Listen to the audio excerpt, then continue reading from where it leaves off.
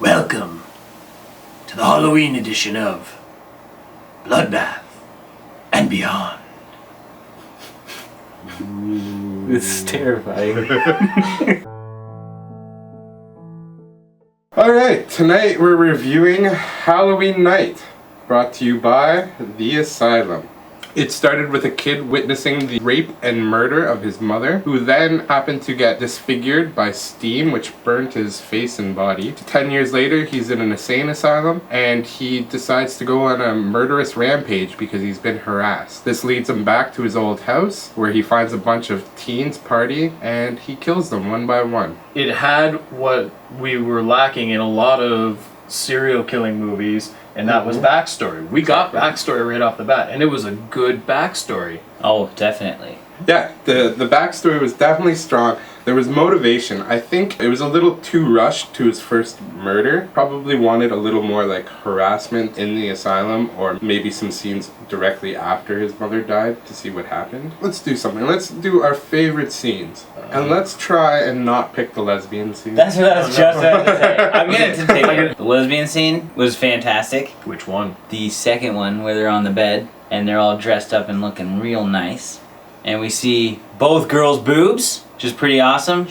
Nice kissing. And the little blonde one was the one that both me and John thought was like mega hot right from the get-go. We saw her nipples right away. And then again later. And again. She didn't die. She got away. My favorite scene in the movie was they're setting up for the party. David's girlfriend arrives, and one of his friends is the troll who's keeping the toll to let the people in. And he asks a riddle. And he says this riddle. An object lies within a man's pants with a hole in its head and as stiff as a lance.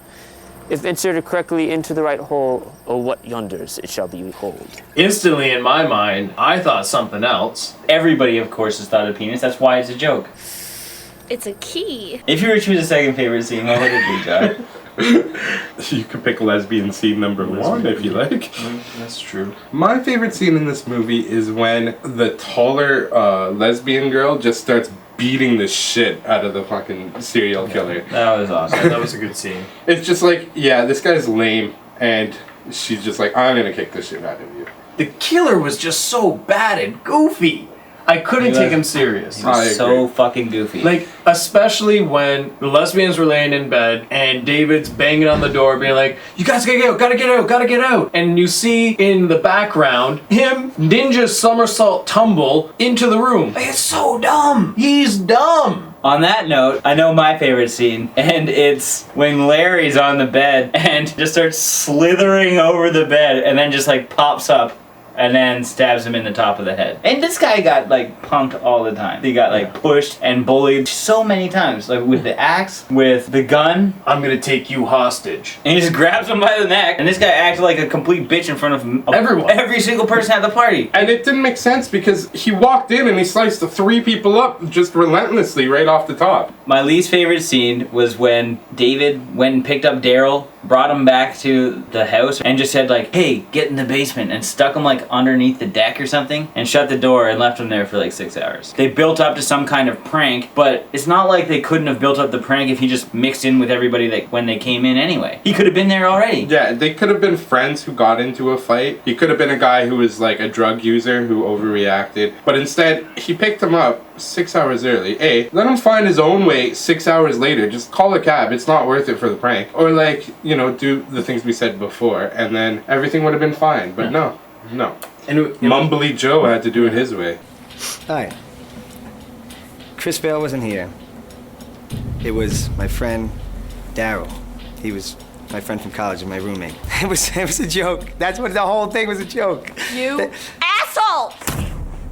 My most hated scene was when we finally get the exposition about what happened to the serial killer's dad, and it realizes that he commits suicide and all that stuff. So what he does is he hides the mom's body in a closet and then like tapes wooden wallpaper over the door to match the wood paneling. It's so stupid. That was fucking awesome.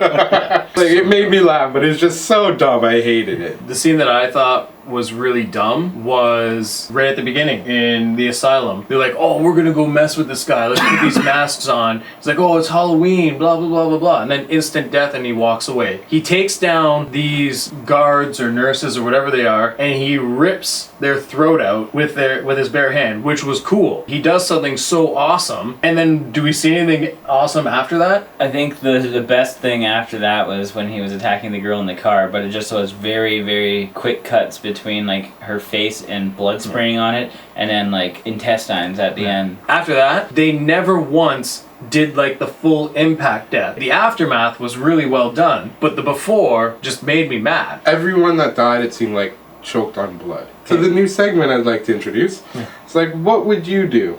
So I'm going to pick a scene and you guys choose what you would do in that situation. I like this. I like this new segment. This is a Halloween special Halloween special segment. It'll show up in many weeks from now again.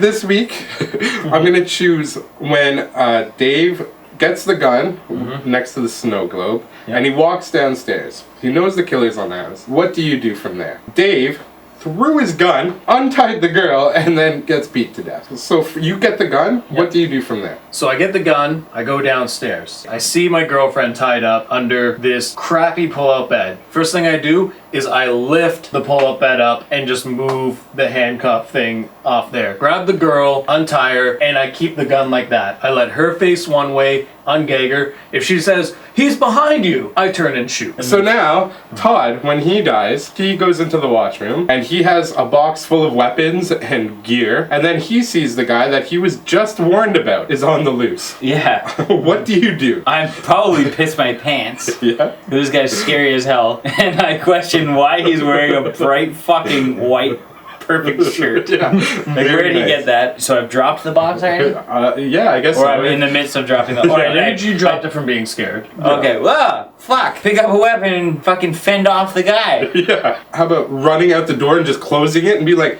yo, this guy's in here. Yeah, that's one of the options. Okay, now for you. Okay. Alright, so you're a female. You just finished pumping gas. No one's in the gas station. No clerks, no nothing. You come back and your boyfriend is, what do you say, half a foot taller. And he doesn't know how to start a car. He's not talking to you. He's moving like a snake. He's got burn marks on his eyes. What do you do? Unlike the woman in the movie who was just a nagging bitch. Todd, you idiot, you're gonna get us pulled over. I would probably be like, hey, you're not the guy I came with. I'm probably not gonna get into the car with you. But I would also pay for the gas, like try to at least, like look around for a gas attendant instead of being like, Here's the keys. yeah, let's go. And then just stare blankly at him as I realize he's clearly never done this before. And I was just warned about a murderer that's on the loose, that has burn marks on his face. Have you seen this man? Oh my God. Is he alive? He's very much alive.